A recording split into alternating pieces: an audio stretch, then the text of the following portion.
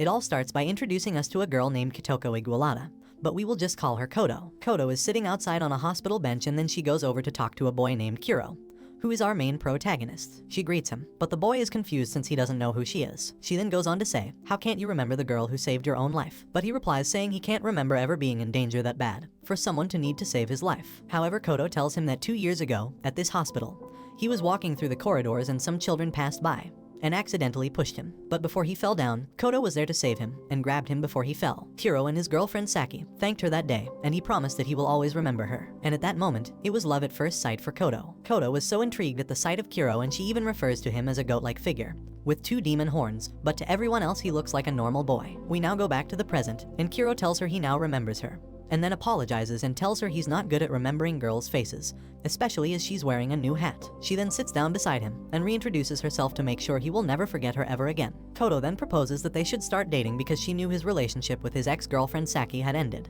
and he was single, but she wants him to tell her the reason why they broke up. And that's when he tells her that one night while they were both walking past a river, a monster appeared, so he ran away leaving only his girlfriend, and this is the reason they broke up. But Kodo tells him this is a lie, and what really happened was the monster was actually the one who was afraid of Kuro, and his girlfriend was also now scared of him because she saw how frightened the monster was of Kuro, and it made her question who he really was. Kodo then goes on to explain that all the monsters know his true identity and find him terrifying from everyone else. So then Kuro asks Kodo who she really was, then she tells him she's the goddess of wisdom for all mythical creatures, monsters and spirits known as yokai. But Kuro doesn't believe her, so she convinces him by telling him to find the newspapers from 6 years ago, which tells the story of a girl who went missing but was later found without an eye and a leg. Kodo then leaves and gets on the bus to go home, and this is when she is visited by one of the spirit creatures who asks her for help and explains that there is a demon monster lurking in the library.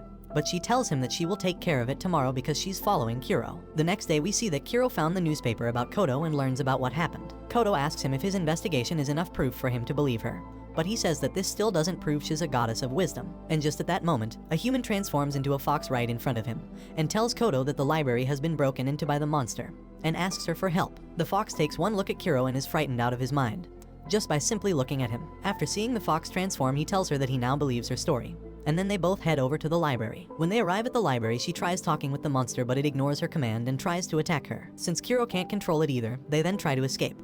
But after running for a while, he turns around and stands in front of the monster, and it ate his whole arm. Kodo gets scared, but we see that Kuro is immortal and has body regeneration, and the monster dies after eating Kuro's flesh. Kodo is shocked by this and starts asking Kuro to reveal who he really is. And then Kuro says, "You can just ask your mythical creatures who I am." He also tells her that when he was younger he ate 2 kinds of demon meat, which gave him immortal powers. The next day, Kuro goes to visit his cousin at the hospital, and there he sees Kodo. They talk about what happened in the library yesterday, and she asked him about his arm.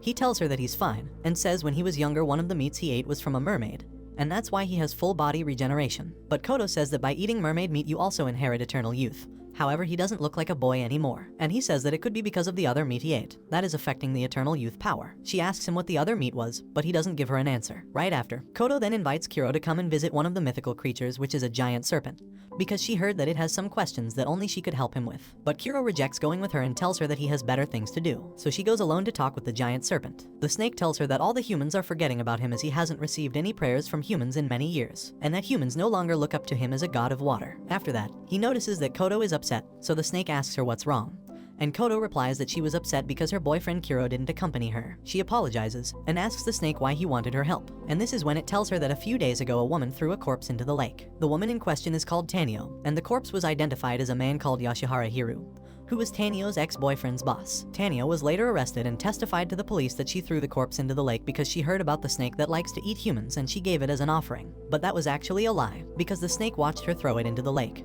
and when she threw it in, she whispered saying, "I really hope someone finds you." He also noticed that she never attached anything heavy to the body to weigh it down, so she definitely wanted it to be found. And that's why he's asking Kodo for help, as he wants an explanation from the goddess of wisdom. She tries helping the snake by giving him several explanations as to why this occurred, but each reason she gives the snake leads to an empty plot. So she gives him one more reason as to why she did this, and she explains to the snake that it all started with her ex-boyfriend Machai, who died in the arms of another woman, and this woman was his co-worker. After Machai died, it was told that while he was working for Hiru, he played around with some numbers and embezzled a large sum of money to his account. He knew the boss would find out and he had nowhere to hide the money, and him and his co-worker were the only 2 people who knew about it, so they both agreed to die together in the bathtub. At the time this happened, Tanio was carrying his baby, and she thought she was carrying the baby of the man who just betrayed her. Later on, she ended up having a miscarriage, so she dumped the unborn baby in the river out of spite. Tanio moved on with her life and got out of the city and now lives alone in the suburbs. Years go by, and Hiro visits her house and confesses to her that he was actually the one who embezzled the money,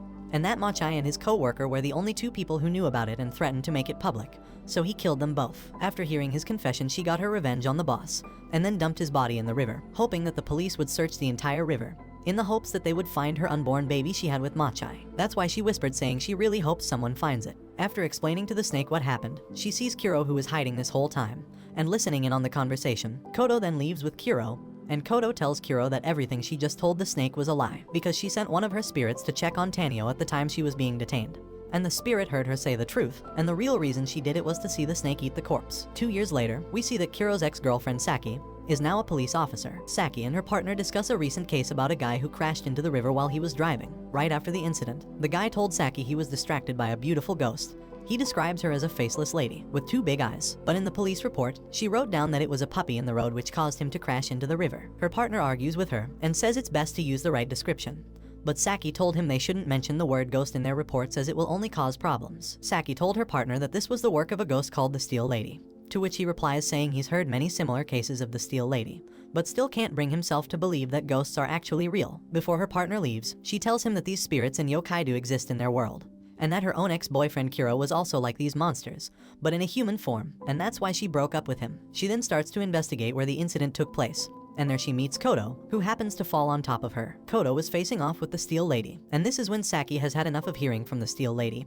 and wanted to defeat her right now, so she runs up to her and tries to fight the lady, but her arm went straight through her body. The Steel Lady then threw a metal beam at her and knocked her down. Kodo helps her and makes contact with the Steel Lady, and shortly after the ghost ran away. Saki asks Kodo why she was able to hit the ghost but she wasn't, and then she goes on to explain that she's not like other humans. Kodo explains to Saki that she needs to forget about everything that just happened and not to get the police involved as it will cause many problems. Then Saki pulls out her badge and tells her she is an officer, then offers to bring her back to the station for further questions and offers to treat her wounds she got from the fight. But after seeing her badge, she read the name and realized who it was, and was shocked that she just met Kuro's ex-girlfriend. She begins to express that if she knew who she was from the start, she wouldn't have saved her from the Steel Lady. Then Saki gets angry with her for being rude. They head over to Saki's apartment and Kodo tells her that her and Kuro are now dating and are happily in love. She shows Saki photos of them together, but after seeing the photos, she tells her that they shouldn't be together as he looks miserable and unhappy in all the photos. Kodo disagrees, but Saki says she would know since she was the one who dated him for over 4 years. Saki asks Kodo why Kuro wasn't there when she was facing off with the Steel Lady, and Kodo replies saying he disappeared around a week ago,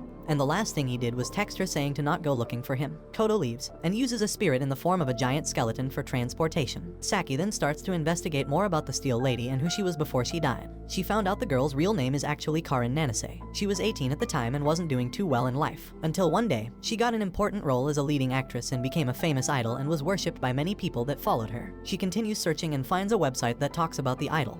It is a fan wiki page, and there it tells her everything she needs to know about Nanase. She clicks on the wiki, and it explains the death of her father.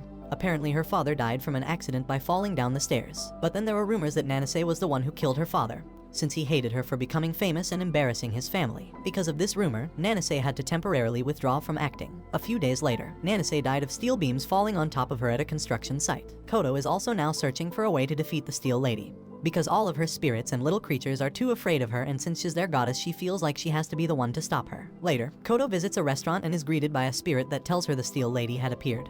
She arrives at the location and saw her fighting someone, and it was Kuro. Saki also arrives and the two of them are watching Kuro fight the Steel Lady. Kuro is losing the fight and takes a huge hit from the metal beam which kills Kuro, but he revives himself and came back to life and suddenly was able to predict all her attacks. Saki doesn't understand how he was able to do this, so Kodo explains that the other meat he ate when he was younger was from the beast called Kyuden. Normally no one else survives after eating this meat, and his grandmother was the one who fed him both the mermaid meat. And after that his final test was to eat the meat of the Kyuden beast. After eating the Kyuden, he gained the ability to see into the future. However, he can only use this power when he dies, so when the Steel Lady kills him, he uses this power to see into the future. And when he comes back to life, he can predict all her moves. We return back to the fight and Kuro breaks her neck, but apparently this didn't hurt her because she fixes herself and then runs away. Then Kuro sees them both watching him, and they all decide to meet in Saki's apartment. They all talk about what they can do to defeat the Steel Lady. And that's when Kodo explains that she is a different type of ghost from the rest of the yokai spirits because she was created by the imaginations of humans who idolized her. These people gave it a name and an appearance, so it ended up becoming real. Saki asks Kodo how so many people were able to think of the same image in order to bring her to life, and she tells her it was because of the wiki page her fans created. So to stop her, they have to rewrite the story of the Steel Lady and make it interesting enough so everyone stops believing the Steel Lady is a real ghost. And if they can do this, all the believers of the Steel Lady will change their minds and she will cease to exist. To proceed with this plan, Kodo needs more information and asks Saki for her investigation files. The files have all the necessary information about Karin Nanase. They go to the place of the incident, and with the help of a ghost they verify that she was indeed crushed by the metal beams. However, she never actually moved out of the way, almost like she wanted to be crushed. They talk to the ghost, and they all agree that they should come up with a fake narrative to replace the old one, and finally get rid of the Steel Lady. To confirm the story will be a success, they can use Kuro's power to see into alternate futures,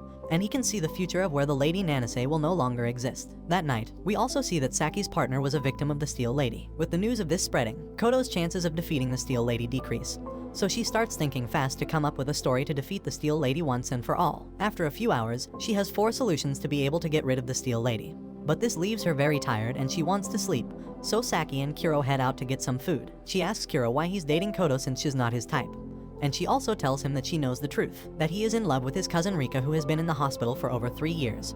And this is who Kuro regularly visits. They go to meet his cousin, but when they meet her, Saki was frightened just like the time she broke up with Kuro. Kuro explains to Saki that even though she's sick, she won't die because she has the same powers as him, and she also ate both of the demon meats. After Kodo wakes up, she talks with Saki, who asks her if she knew about Rika having the same power as Kuro. She tells Saki that she knew about this and they start piecing together who she really is. Kodo explains that after they discharged her from the hospital, she stayed with them for a few weeks. At first they didn't get along, but over time they became friends. While she was staying there, she noticed that Rika was always on the computer and also liked to create art. But one day, she suddenly left. She never realized up until now that she was the one who created the page of the Steel Lady, as she has the same painting style as the image shown on the wiki. But Kodo could never imagine that she was the one behind this. She then realized that Kuro already knew about Rika being the creator of the Steel Lady, and that's why he was gone for over a week, because he went out to go find her, and that's why he told Kodo not to go looking for him. This is why it's been so hard to defeat the Steel Lady, because Rika has been using her power to see the future, and she always finds the one where people believe in the Steel Lady the most. But each time she uses the power, she dies and comes back to life,